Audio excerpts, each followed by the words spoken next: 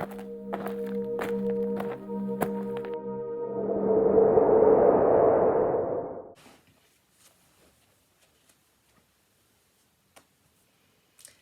boys and girls, it's story time, and today I have got this book to read to you. This book is called Albert's Tree, and I've never read this book before, so I'm going to read the blurb to find out a little bit more about it before I start reading. Albert's favourite tree won't stop crying. What can be the matter? How can Albert cheer up his friend? There he is, there's Albert. And the author of this book, boys and girls, is called Jenny Desmond.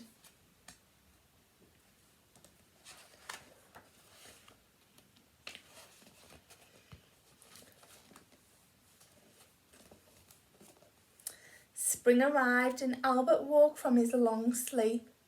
Hooray! He shouted as the snow was quietly turning to water and trickling down from the mountains. Albert raced to his favourite place, his tree. Hello, tree, shouted Albert. Oh, I've missed you. His tree was perfect. Not too hard, not too soft, or too slippery, or too prickly. It was his own special place, quiet and peaceful. But what's that noise? Albert's tree was crying.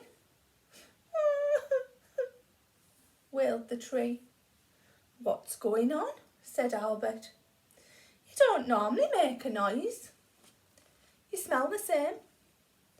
You feel the same. And you taste just the same, even upside down. What are you doing, Albert? Said Rabbit. Boing, boing, boing. Rabbit, said Albert. My tree is crying. How can I cheer it up? Wailed the tree. Well, when I'm sad, I dig lots of holes to play in, said Rabbit helpfully. Maybe that will stop your tree crying. So Albert and Rabbit dug lots of holes. I didn't know trees cried, said the Rabbit. We've dug you some holes to play in, tree, said Albert, but the tree just kept crying.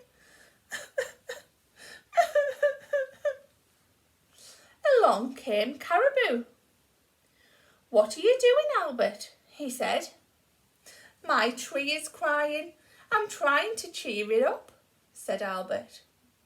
Well, when I'm sad, I eat grass, said Caribou. So Albert and Caribou gathered lots of grass.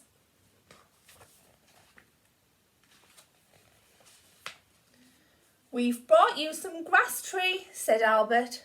Oh, please cheer up. But the tree just kept wailing. Why is your tree crying, Albert? Said Squirrel. Oh, I don't know, sighed Albert. The tree cried harder than ever. Oh, please don't cry, shouted Albert. Oh, wailed the tree. The noise is too much, said the others. My ears are hurting. Oh, please stop it, tree, roared Albert. Stop crying!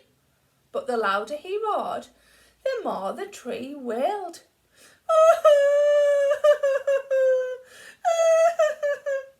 Then Albert had one last idea. He took a deep breath and climbed quietly up his tree to his favourite branch.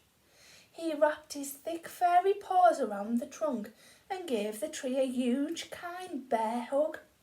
He whispered in his tiniest voice, "Why are you crying, tree?" To Albert's surprise, his tree whispered, "Because I'm scared of the big hairy monster." "What big hairy monster?" whispered Albert. "I'm outside over there, sobbed his tree. Don't worry, I'll get rid of it, said Albert bravely. Albert nervously looked high and low, outside and over there, but there was no monster. There's only me here, said Albert. Oh, phew, sniffed the tree. I can come out then.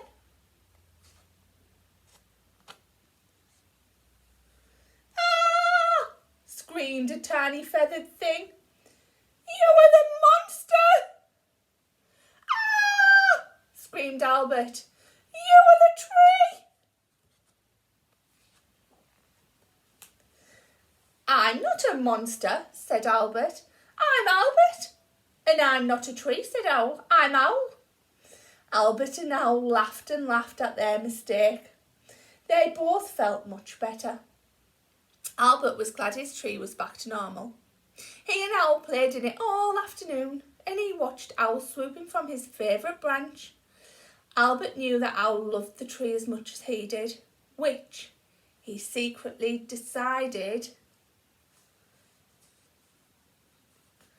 and it made his tree twice as perfect as it was before. The end. I hope you enjoyed that story, boys and girls, and I will see you again next time. Goodbye.